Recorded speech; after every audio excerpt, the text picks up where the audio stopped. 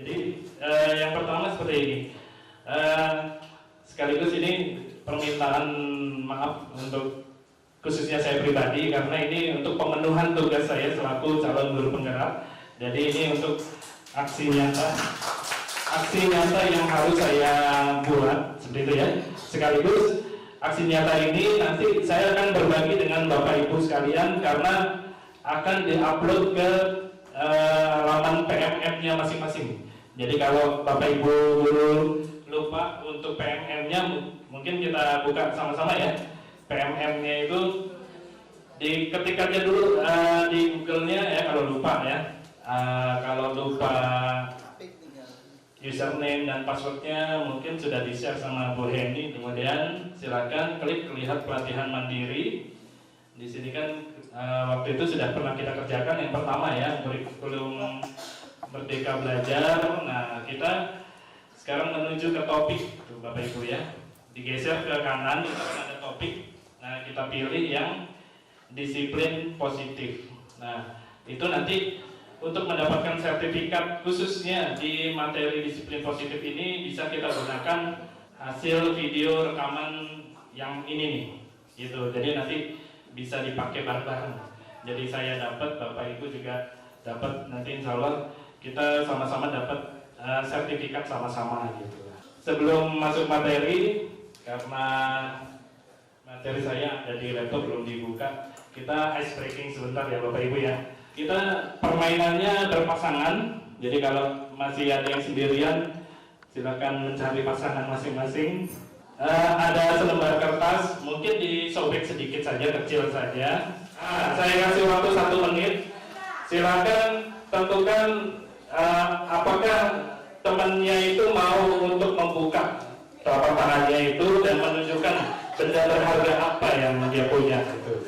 Dan dengan membuka ada beberapa orang yang saya pengen lihat buka itu. Ya.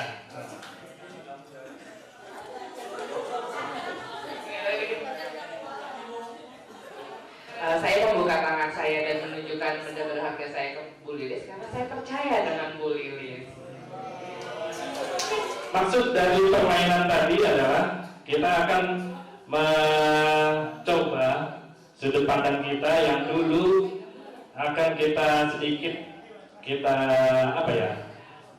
Saya sih nggak ingin merubah mindset seseorang, tidak, tapi kita mempelajari ya, bareng-bareng mempelajari tentang hal baru ini. Jadi di sini ada dua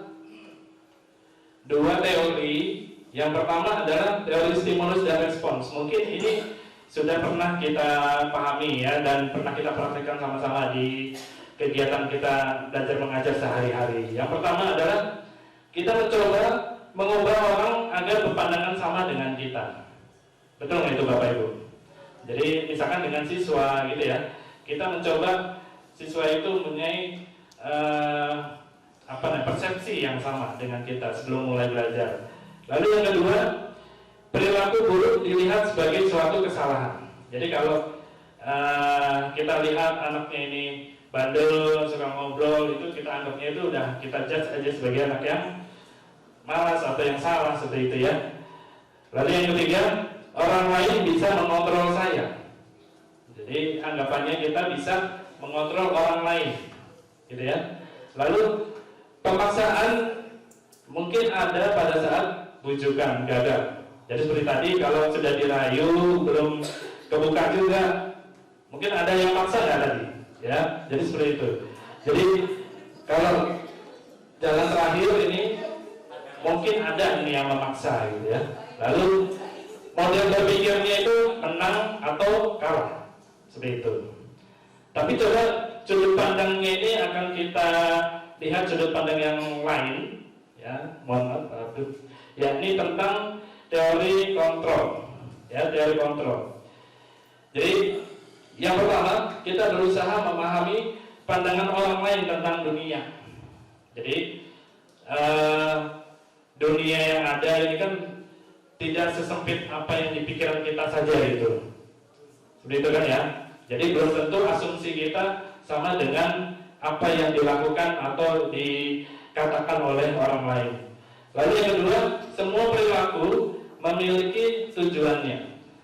Nah, tadi mungkin ada anak yang berbuat salah ya, misalkan ngobrol atau main-main di kelas atau bandel gitu ya. Mungkin karena ada tujuannya. Nah, lalu hanya Anda yang bisa mengontrol diri Anda. Jadi Anda tidak bisa mengontrol orang lain. Nah, kolaborasi dan konsensus itu maksudnya kesepakatan bersama, itu menciptakan pilihan-pilihan yang baru. Jadi kita kan sudah masuk ke era kolaborasi serta konsensus, artinya memiliki kesepakatan bersama untuk tujuan bersama. Dan model berpikirnya adalah win-win solution atau menang lawan menang gitu. Jadi dua-duanya juga saling diuntungkan, tidak menang atau kalah seperti yang di stimulus dan respons tadi. Nah, ini kita perlu garis bawahi makna disiplin ya. Asalnya itu kan dari kata disiplina, dari bahasa Latin yang artinya belajar. Maknanya ini awalnya itu dari disiplin diri murid-muridnya Socrates dan Plato. Jadi disiplin diri membuat orang menggali potensinya menuju sebuah tujuan apa yang dihargai, seperti itu. Jadi potensi orang kan beda-beda. Cara menggapai tujuannya pun juga berbeda-beda. Jadi kita juga harus menghargai apapun yang mereka pilih, seperti itu ya. Tapi, nah ini tapinya nih. Di budaya kita, kata disiplin itu ada perubahan makna gitu sedikit. Yang artinya itu melakukan atau dilakukan seseorang pada orang lain untuk mendapatkan kepatuhan. Jadi kecenderungannya itu hubungan kata disiplin ini dengan ketidaknyamanan. Betul nggak itu Bapak Ibu? Ini mohon maaf nih Pak Joko, saya tidak ini ya menyindir kesiswaan bukan gitu ya. Jadi bukan dengan ketidaknyamanan gitu ya. Jadi harapannya nanti kita mencapai suatu tujuan yang mulia. Berikutnya ini adalah beberapa teori motivasi perilaku manusia. Ya. Jadi kadang-kadang kalau kita punya motivasi itu apakah dari luar atau dari dalam diri kita sendiri. Ya. Sekarang misalkan nih kita nggak usah ngomongin anak-anak dulu, diri kita sendiri dulu deh Bapak Ibu ya. Misalkan saat kita mengikuti pelatihan, mau pelatihan mandiri atau yang online maupun yang luring gitu ya. Kira-kira kita mengikuti pelatihan itu apakah karena memang diminta oleh Bapak Kepala Sekolah atau karena memang ada paksaan dari instansi, misalkan dari dinas gitu ya, atau supaya dapat transport ya, supaya dapat penghargaan, atau karena memang kita ingin sebagai pembelajar sejati, seperti itu. Kira-kira yang mana nih Bapak Ibu? Nomor 3, alhamdulillah.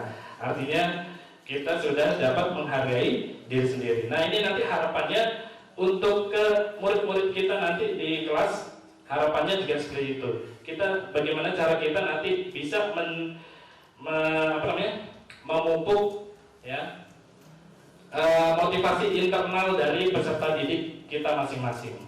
Jadi cara kita memberikan kedisiplinan itu bagaimana dengan tidak menghukum gitu ya, supaya anak tidak nyaman. Contohnya itu indikatornya ini, apa yang terjadi apabila saya tidak melakukannya gitu. Kan kadang-kadang siswa gitu ya, kalau saya nggak mau gimana? Nah gitu ya. Atau kalau itu mendapatkan imbalan atau penghargaan dari orang lain, indikator pertanyaannya apa nih yang saya dapat kalau saya melakukannya gitu. Atau teori yang ketiga yang motivasi secara internal atau intrinsik dari diri sendiri, yakni untuk menghargai diri sendiri. Indikatornya adalah saya akan menjadi orang yang seperti apa bila saya melakukannya. Ya, saya akan jadi seperti apa. Nah itu yang akan kita coba pupuk ke diri anak-anak peserta didik kita nanti di kelas. Berikutnya, ini menurut Ki Hajar Dewantoro arti kata merdeka itu adalah tidak hanya terlepas dari perintah, akan tetapi juga cakap buat memerintah diri sendiri.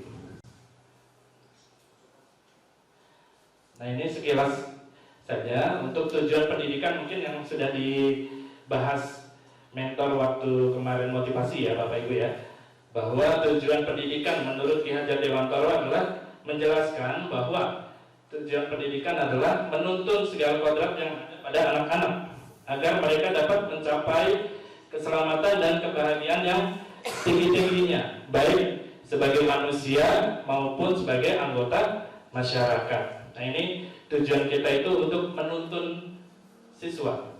Jangan dikerdilkan pendidikan itu hanya mentransfer ilmu saja. Itu bagian dari pendidikan ya Bapak Ibu ya. Jadi pendidikan itu tujuannya adalah menuntun.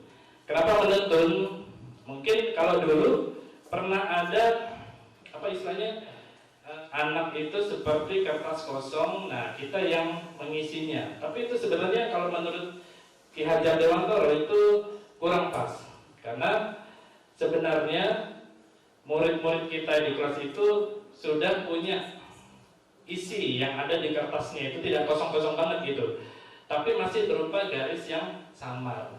Nah, tugas kita selaku guru adalah menebalkan garis samar itu untuk supaya siswa itu mendapatkan apa yang dia cita-citakan. Untuk itu kita juga harus bisa memahami kodrat anak ya, baik kodrat zaman maupun kodrat alam. Ya, kodrat zaman itu artinya dari anak-anaknya, gitu ya. Kan sekarang ini sebutannya anak-anak zaman sekarang itu Gen Z, gitu ya, Bugatti ya. Gen Z itu apa tuh? Gen Z atau Gen Z, gitu ya. Jadi artinya anak-anak tahun-tahun berapa? 2000-an ke atas, gitu ya. Nah, percaya tidak, kemarin waktu pelatihan fasilitator saya juga bilangnya gitu. Kita ini yang selaku guru-guru yang kelahiran tahun-tahun 60-an, 70-an, 80-an itu sebenarnya kalau dikaitkan dengan kodrat zaman tadi, sebenarnya kita adalah tamu gitu ya. Kita ini tamunya gitu ke kehidupan anak-anak kita ini. Benar nggak itu Bapak Ibu? Karena anak-anak sekarang kan dihadapkan dengan teknologi yang sudah canggih. Sekarang ada namanya itu AI gitu ya, Artificial Intelligence. Nah, itu apalagi itu, gitu ya. Jadi kita nih yang berupa tamu di sini. Jadi kita yang harus menyesuaikan. Kalau enggak nanti ya apalah kita gitu ya.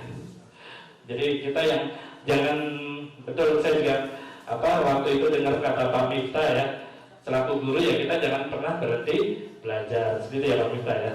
Setuju Pak. Nah, ini nilai-nilai yang harus kita miliki sebagai seorang guru. Itu kita bikin akronimnya, yakni bermain korek ya, bermain korek. Kita harus berpihak pada murid, mandiri, inovatif, kolaboratif, dan reflektif. Kita membicarakan masalah keyakinan kelas. Mengapa keyakinan kelas, tidak peraturan saja, gitu ya. Nah, kita coba pahami dulu nih beberapa konsep berikut ini ya. Yang pertama, mengapa kita memiliki peraturan harus menggunakan helm bila mengendarai kendaraan roda 2? Kira-kira kenapa Bapak Ibu? Ya, untuk keamanan. Baik, berarti itu sudah dari intrinsik ya, dari internal ya. Kalau karena takut polisi, nah itu masih yang eksternal. Atau karena biar keren gitu. Itu juga biar dipuji orang ya, masih eksternal juga. Yang kedua, mengapa kita memiliki peraturan 3M? Ya, contohnya menggunakan masker, mencuci tangan, dan menjaga jarak 1,5 meter untuk corona, kesehatan gitu ya Pak ya, kesehatan. Setuju ya ini Bapak Ibu ya? Jadi bukan karena nanti ditangkap Satpol PP gitu, enggak ya. Yang ketiga, mengapa kita memiliki peraturan harus datang tepat waktu pada saat mengikuti pelatihan? Nah, itu juga kan kalau dari dalam berarti karena kita memang harus mentaati peraturan tersebut. Jadi untuk mendukung motivasi intrinsik, kembali ke nilai-nilai atau keyakinan gitu ya. Nah, contoh kasarnya gini, kalau peraturan itu pasti lawannya adalah hukuman, gitu kan ya Bapak Ibu ya. Sementara kalau keyakinan ya kembali lagi ke diri kita, berarti nilai-nilai ini yang ditanamkan. Jadi seperti itu. Nah, ini harapan dan tujuan kita nanti, kita bisa membentuk budaya positif di sekolahan kita. Jadi dengan menggunakan lingkungan yang positif, keyakinan kelas dan peraturan kelas. Lanjut Pak Abdul. Nah, ini saya mau bertanya sedikit nih. Ini kelihatan nggak ya Bapak Ibu ya? Antara yang A dan B, menurut Bapak Ibu, mana nih yang merupakan kesepakatan kelas? Kalau nggak kelihatan, saya bacakan ya. Yang A itu datang tepat waktu, mengucapkan salam. Yang B, masih yang A. Yang kedua, menjaga kebersihan sekolah. Yang ketiga, berdoa sebelum dan sesudah kegiatan. Berikutnya, aktif dalam pembelajaran. Dan terakhir, tertib. Sekarang yang B. Yang A, kami guru dan murid yang saling menyayangi. B, kami murid yang semangat belajar. C, kami murid yang peduli dengan teman-teman. Jadi kira-kira menurut Bapak Ibu yang ya, saya tanya dulu, yang peraturan mana yang peraturan? Yang A. Kalau yang kesepakatan yang mana? Yang B. Kenapa? Ada yang bisa menjelaskan, Pak Herman? Kenapa tadi yang A itu menurut Bapak peraturan? Mohon izin. Assalamualaikum warahmatullahi wabarakatuh. Saya bukan pendidik, tapi saya mencoba untuk memberikan nuansa yang lain. A, kenapa itu disebut dengan peraturan? Di sini ada batasan-batasan. Di sini ada reward dan punishment. Datang tepat waktu, mengucapkan salam. Kalau tidak tepat waktu, insya Allah Pak Ustadz Joko pasti sudah ditekan. Nah itu maksudnya. Ini aturan pasti. Menjaga kebersihan sekolah. Kalau tidak bersih sekolahnya, otomatis lingkungan belajar pun tidak nyaman. Nah nanti Bang Ansori sama Bang Roman nih yang repot masalahnya, gitu kan? Yang ketiga, saya agak burung ini, berdoa sebelum dan sesudah kegiatan. Nah ini Pak Ustadz Kamal kaitannya menurut saya, karena dalam agama pun juga sudah diajarkan yang baik-baik. Mengawali sesuatu yang baik, kita mulai dengan doa dan kita akhiri juga dengan doa, biar semuanya menjadi manfaat. Yang terakhir adalah aktif dalam pembelajaran. Di sini pembelajaran itu tidak hanya orientasinya terhadap guru atau pendidik, tetapi dua-duanya. Kalau dibilang Pak Jenderal itu apa namanya, komunikasi dua arah seperti itu ya Pak. Tertib itu udah pasti. Ini jelas terlihat yang disebut dengan aturan. Tapi kalau yang B, di sini jelas kami guru dan murid yang saling menyayangi. Di sini ada penekanan kalau seorang guru itu harus menjadi penyayang, pengganti orang tua ketika di rumah, kan seperti itu ya Bapak Ibu. Nah ketika di sekolah, itulah seorang guru double job, apalagi mau izin mungkin yang kelas rendah seperti PAUD, TK, ke kamar mandi aja diikutin seperti itu. Tapi kalau di SMK enggak seperti itu. Yang kedua, enggak lah, nanti Pak Abu ikutin mulu lagi. Yang kedua, kami murid yang semangat belajar. Di sini keinginan untuk bagaimana sih belajar tidak untuk diri sendiri, tapi belajar bersama dengan temannya, dengan gurunya ataupun pendamping-pendamping yang lain. Yang terakhir adalah kami murid yang peduli dengan teman-teman. Di ini rasa sosialnya, ditumbuhkan rasa sosialnya. Kebiasaan itu harus disepakati, karena itu bagian daripada kebaikan. Mungkin itu aja Pak Jan. Terima kasih. Assalamualaikum warahmatullahi wabarakatuh. Terima kasih Pak Herman, luar biasa ya atas analisanya. Betul yang disampaikan oleh Pak Herman tadi, Yang A itu merupakan peraturan ya. Jadi peraturan kelas. Peraturan itu indikatornya kalau ada kalimat seperti ini ya. Ini kan instruksional ya Bapak Ibu ya. Jadi instruksional. Jadi diawali dengan kata kerja gitu kan ya. Kalau instruksional seperti ini kan pasti nanti konsekuensinya ada dua ya. Kalau dia melanggar itu bagaimana? Kalau mematuhi itu bagaimana?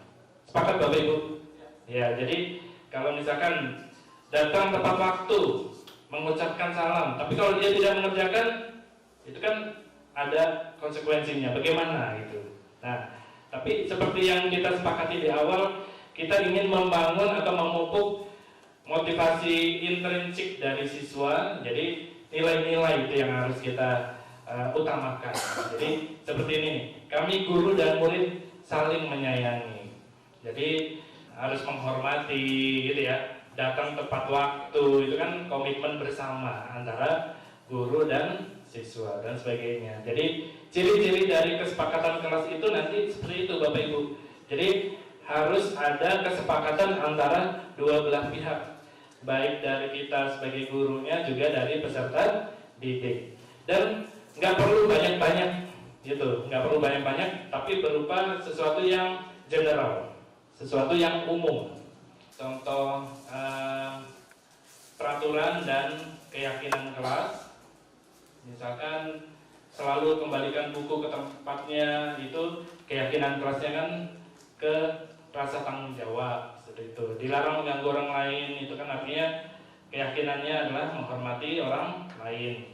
Hadir di sekolah 15 menit sebelum pembelajaran dimulai, menghormati orang lain dan berkomitmen dan seterusnya. Nanti ini materi ini akan saya bagikan ke Bapak Ibu semuanya, nanti bisa kita jadikan acuan ya Bapak Ibu ya. Kita lanjut saja. Nah, ini perbedaan antara hukuman dan konsekuensi. Jadi bukannya saat kita memberikan kesepakatan keras itu tidak ada konsekuensinya, ada boleh berupa ada konsekuensinya, yang penting harus logis. Harus logis itu ya harus masuk akal, harus sesuai dengan kesepakatan yang dibangun. Ya, seperti contohnya ini, misalkan ini perbedaan konsepnya ya Bapak Ibu ya. Dan untuk hukuman itu sesuatu yang menyakitkan harus terjadi. Jadi perasaan gitu ya. Saat kita memberikan hukuman, misalkan anak suruh lari keliling lapangan 2 kali gitu ya, itu kan ada suatu perasaan yang menyakitkan pada diri anak itu. Tapi kalau misalkan anak itu diberikan konsekuensi berupa lari keliling lapangan 2 kali karena anak itu tidak mengikuti pelajaran olahraga gitu ya, atau tidak membawa kaos olahraga di pelajaran olahraga, ya boleh-boleh saja seperti itu.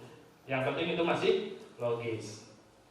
Atau misalkan membuat anak sakit baik fisik maupun hati untuk jangka waktu yang lama. Tapi konsekuensi yang kita bangun adalah membuat anak merasa tidak nyaman dalam jangka waktu yang pendek. Lalu hukuman itu mengakibatkan anak membenci kedisiplinan. Tapi kalau konsekuensi itu anak menghargai disiplin. Lalu hukuman itu berupa paksaan. Sementara konsekuensi itu merupakan stimulus dan tanggapan. Dan lain-lainnya nanti dibaca bersama-sama di lain waktu. Nah, lanjut. Nah, ini kebutuhan dasar manusia. Itu ada 5 ya Bapak Ibu ya. Yang pertama adalah kebutuhan bertahan hidup, survival. Ini sifatnya fisiologi ya, fisik kita. Contohnya kebutuhan kita untuk makan, minum, reproduksi dan sebagainya itu ya. Lalu yang 4-nya lagi, cinta kasih, penguasaan, kesenangan dan kebebasan, itu masuknya ke psikologis. Jadi yang fisik itu hanya yang bertahan hidup saja. Jadi kalau dicontohkan satu nih, misalkan ada kasus, misalkan ada siswa bernama Doni. Doni ya, bukan Pak Doni. Misalkan Doni bikin masalah nih di kelas, dia merebut makanan temannya gitu ya. itu jangan langsung kita langsung judge si Doni anak yang nakal, belum tentu juga ya Bapak Ibu ya. Kita harus analisa nih dari kebutuhan si Doni ini dari kelima ini. Misalkan kalau dari kasus yang bertahan hidup, mungkin seperti contoh yang, mohon maaf, anaknya Bupati ya, ada ya Bupati ya waktu itu ya. Karena mungkin kalau pagi nggak sarapan atau bagaimana, itu kan berarti mungkin seperti itu contohnya. Jadi karena dia tidak mendapatkan kebutuhan survivalnya itu, kebutuhan bertahan hidupnya. Dia nggak makan dari pagi, jadi merebut makanan temannya itu. Ya kan tadi kan seperti itu ya. Tindakan apa yang dilakukan anak-anak kan biasanya ada tujuannya. Kita nggak tahu, makanya kita harus mengadakan pendekatan yang secara personal, pelan-pelan seperti itu. Atau bisa jadi karena tidak tercukupinya kebutuhan cinta kasih.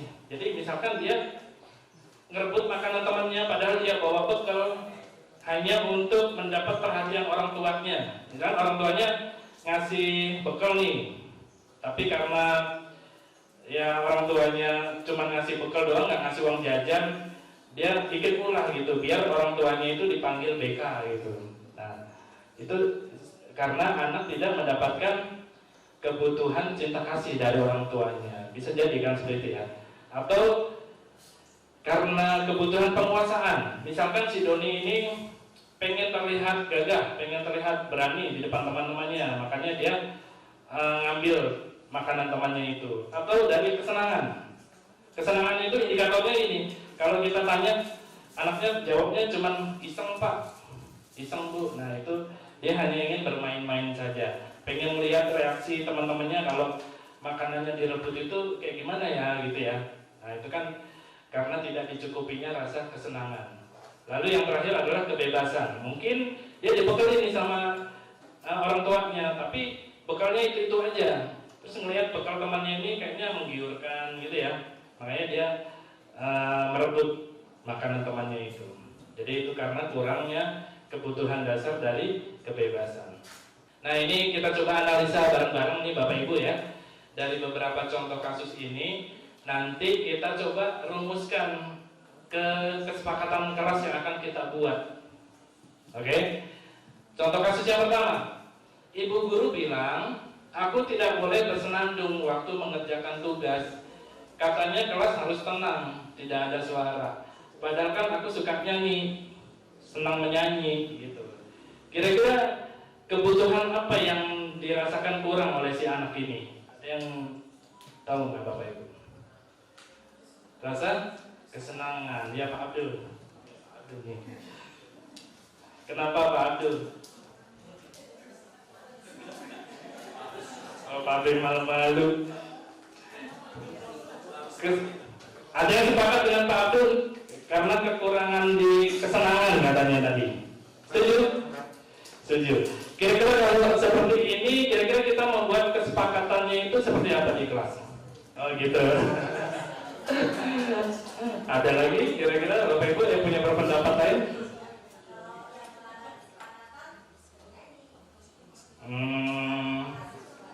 Bukan, maksudnya begini Bu. Ini kan tadi ada anak yang tidak mendapatkan kebutuhannya gitu ya, di kesenangan kata Pak Abdul ya.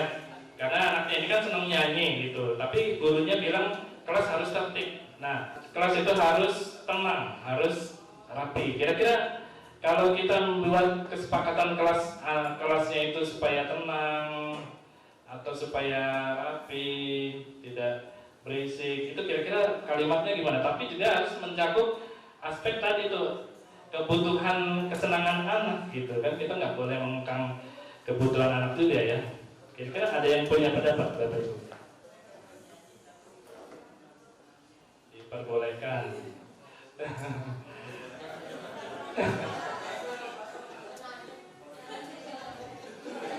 Oke, atau kita sempitkan lagi. Ini kira-kira kaitannya dengan apa nih?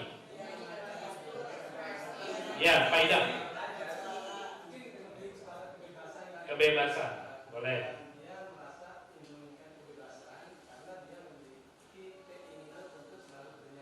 Oke.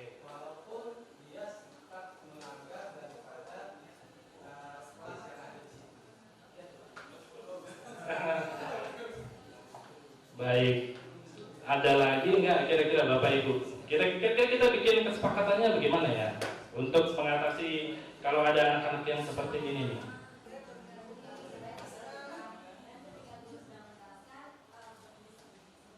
Oke, ada lagi Bapak Ibu. Karena itu masih ada instruksional ya tadi ya. Kan boleh bersenandung itu kan masih ada instruksional gitu ya. Karena kalau nanti ini berarti nggak boleh gitu kan ya. Kira-kira gimana?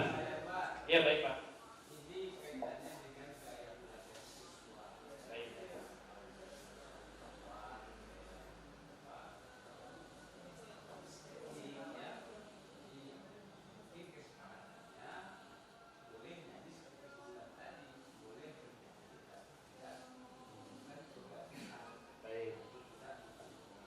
Baik, berarti itu tadi yang beberapa kalimat dari Bu Wulan, Bu Devi, Pak Kamal, Pak Idam itu kaitannya masih ke peraturan kelas ya. Itu nanti yang di breakdown lagi. Jadi mungkin karena ini di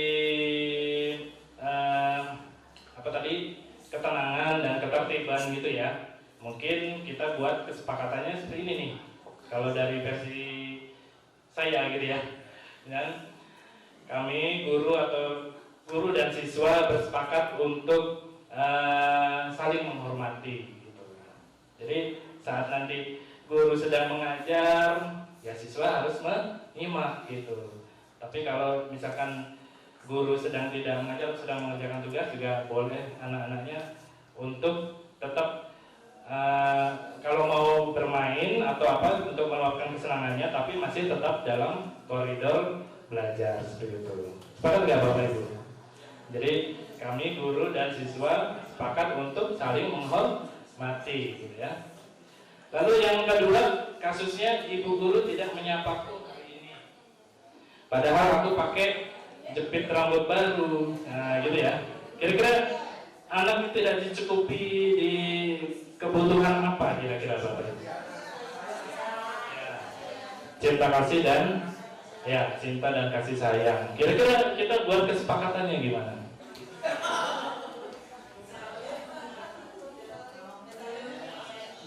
Oke, boleh. Kami guru dan siswa saling menyayangi gitu ya, atau saling peduli, saling perhatian boleh, saling menghormati gitu.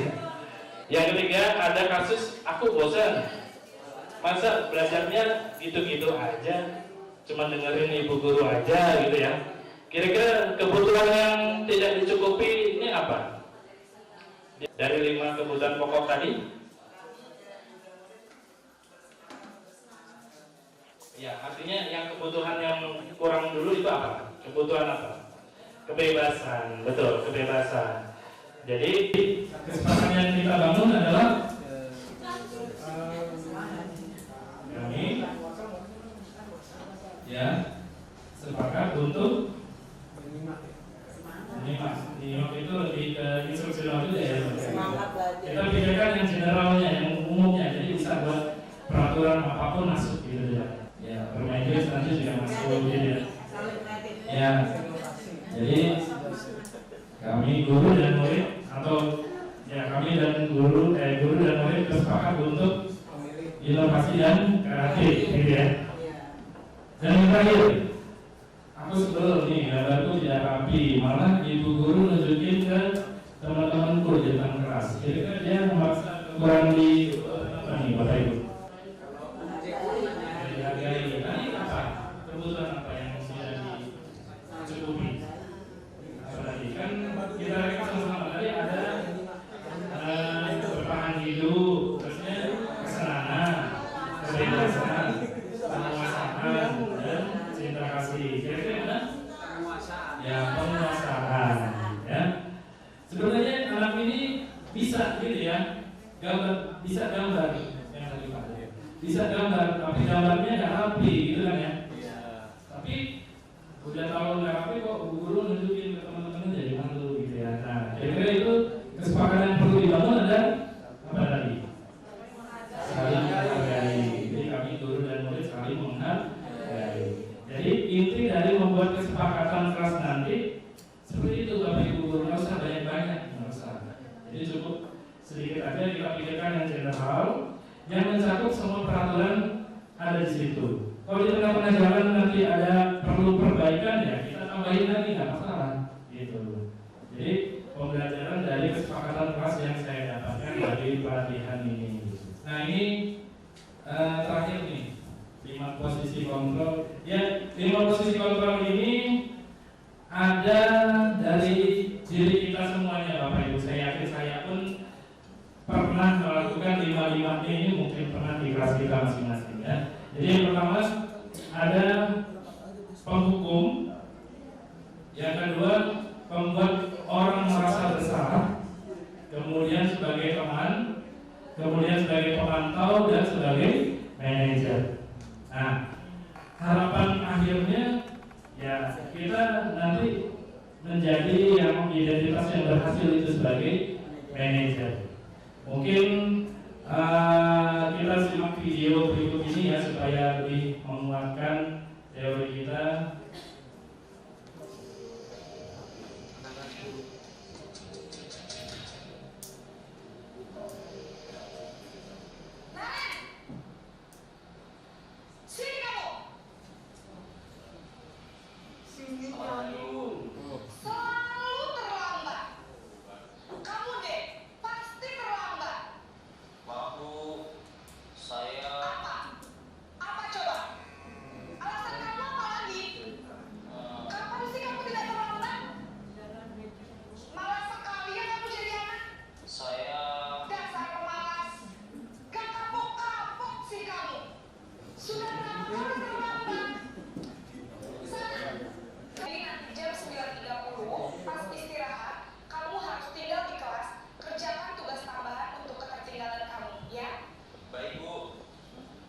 Bagaimana Bapak Ibu? Tadi 5 posisi kontrol.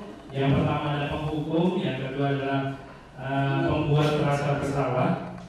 Nah, itu katanya sih 2 itu kasta terbawah ya. Padahal saya pun sering melakukannya gitu. Tapi dengan mempelajari ini saya meyakini insya Allah ada perubahan ke depannya ya. Jadi kita harapannya bisa menjadi guru atau among yang sebagai pemantau itu sangat berhasil. Yang berhasil sekali adalah yang posisi sebagai manajer. Ini ada beberapa pertanyaan, kita coba flashback yang video tadi. Kira-kira dari kalimat-kalimat ini siapa nih yang mengatakan? Ya, kalimat pertama, saya kecewa sekali dengan kamu. Kira-kira itu gurus atau among, posisi among yang mana? Pembuat rasa bersalah. Oke, kita simak dulu ya. Yang kedua, kamu tidak pernah benar melakukannya.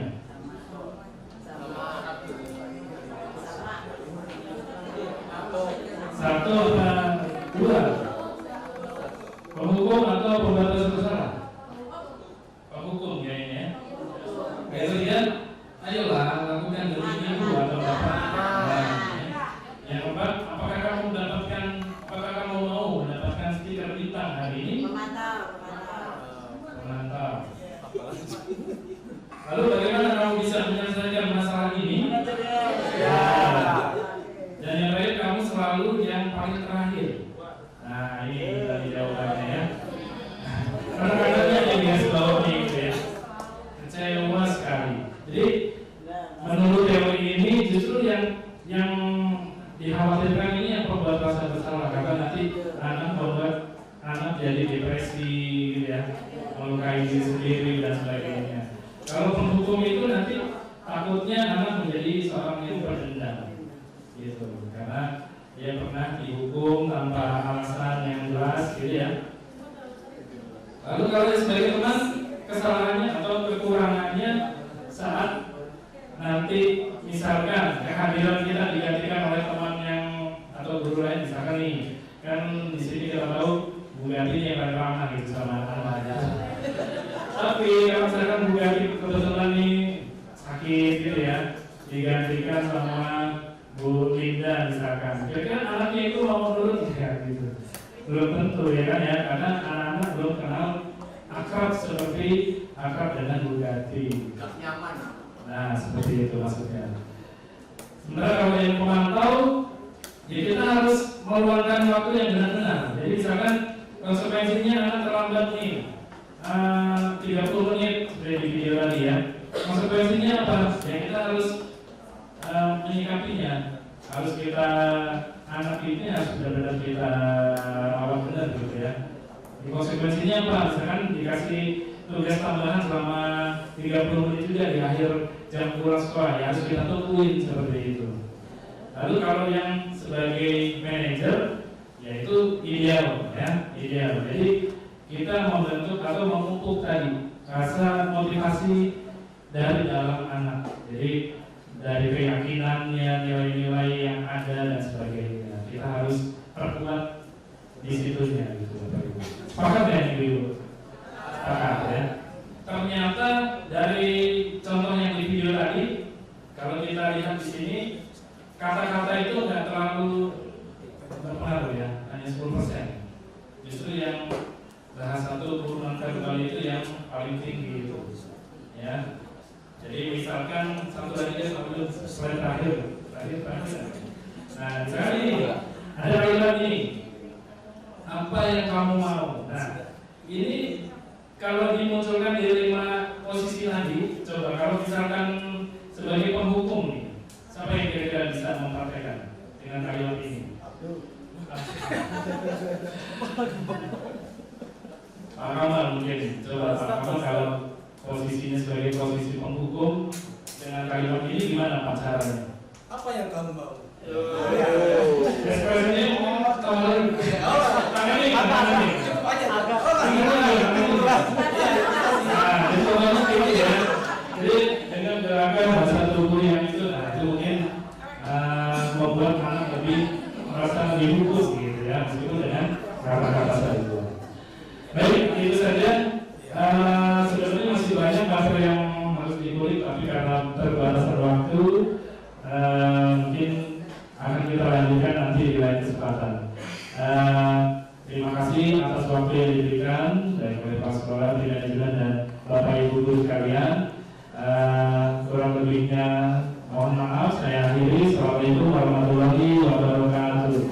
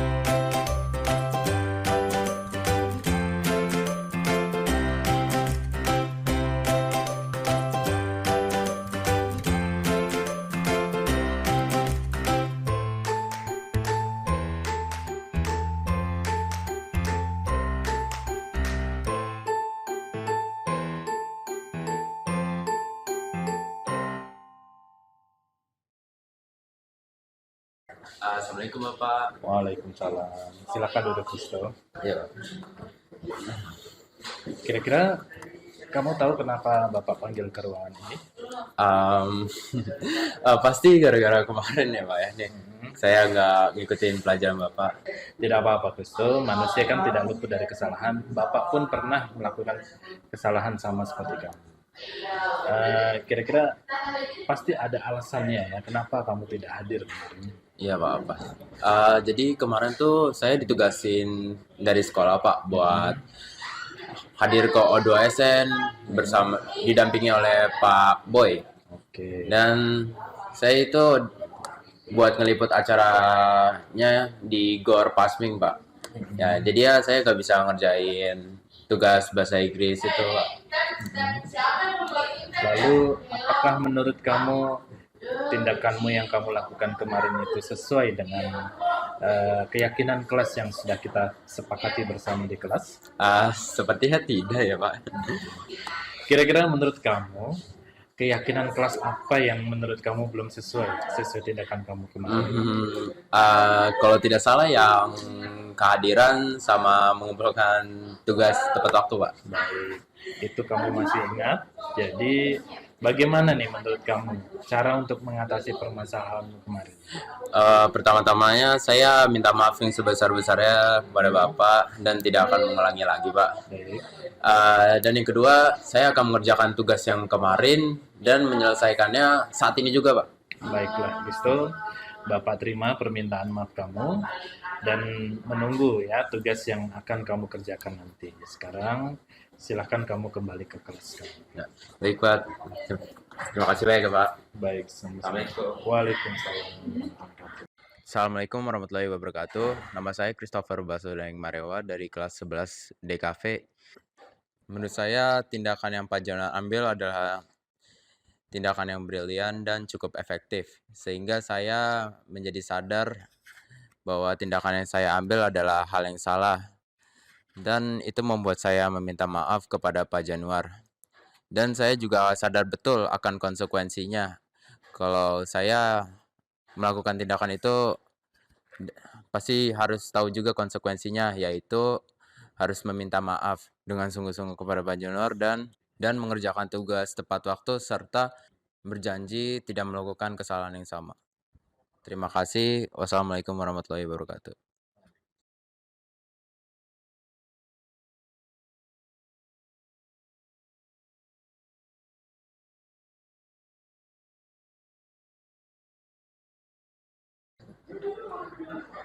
Silakan duduk Ratu. Iya, baik Pak, terima kasih. Baik. Kira-kira apa kamu tahu kenapa kamu dibawa ke ruangan ini? Maaf Pak, tadi saya bermain HP saat Bapak lagi keluar. Saya kira Bapak masih lama keluarnya. Saya lihat kamu tadi seru sekali main gamenya. Kira-kira main game apa itu? Iya Pak, seru banget tadi. Saya tadi bermain game Mobile Legends. Alhamdulillahnya saya niatnya mau ikut kompetisi tingkat kelurahan. Nah, saya mau asah skill hari ini supaya nanti minggu depan saya bisa menang di kompetisi itu. Wah, seru sekali tentunya ya. Iya Pak. Bapak doakan mudah-mudahan kamu bisa berhasil untuk memenangkan kompetisi itu baik sampai tingkat kecamatan bahkan nasional nantinya. Amin, terima kasih Pak. Dan Namun menurut kamu apakah tindakan kamu tadi yang ada di kelas itu sudah sesuai dengan keyakinan kelas yang telah kita sepakati bersama? menurut saya belum sesuai sih Pak. Kira-kira bagian mana yang belum sesuai? Kira mungkin keyakinan kelas tentang tanggung jawab Pak. Apakah ada lagi? Mungkin sama ini Pak, saling menghormati. Saya tadi hampir kalah Pak, jadi saya refleks mengumpat omongan kasar dan akhirnya mengganggu teman-teman kelas. Nah, itu kamu masih ingat. Kira-kira kamu nanti akan jadi orang yang seperti apa yang kamu inginkan? Saya mau jadi gamer Pak, gamer yang bertanggung jawab dan hormat sama orang lain, terutama sama Pak Januar sendiri sih. Baiklah, kira-kira bagaimana cara kamu mengatasi permasalahan yang sudah kamu lakukan tadi di kelas? Mungkin saya akan minta maaf kepada Pak Januar karena telah bermain HP saat jam pelajaran Bapak, dan saya juga akan berjanji untuk akan mengerjakan tugas-tugas saya ke depannya. Baiklah, apakah ada lagi?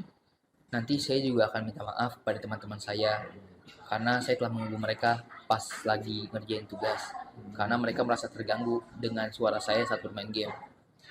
Baiklah Raffi, Bapak terima permintaan maaf kamu dan Bapak doakan ya, mudah-mudahan kamu akan tercapai nih cita-citanya menjadi gamer yang tadi itu. Kira-kira tugasmu yang tadi di kelas apakah sudah selesai? Belum Pak, sisa 2 nomor lagi. Oke, baiklah kalau begitu kita kembali ke kelas ya untuk melanjutkan tugasnya lagi. Baik, terima kasih Pak Januar. Baik. Assalamualaikum warahmatullahi wabarakatuh. Nama saya Raffi dari kelas 12 BDP 1. Menurut saya, penyelesaian permasalahan tadi sudah cukup bagus untuk saya. Karena saya menjadi sadar akan kesalahan saya dan juga saya sudah meminta maaf kepada pihak guru dan juga pihak siswa. Dan saya telah membentuk suatu hubungan relasi terhadap guru dan juga siswa yang membaik sehingga saya tidak akan mengulangi kejadian tersebut. Sekian, terima kasih. Wassalamualaikum warahmatullahi wabarakatuh.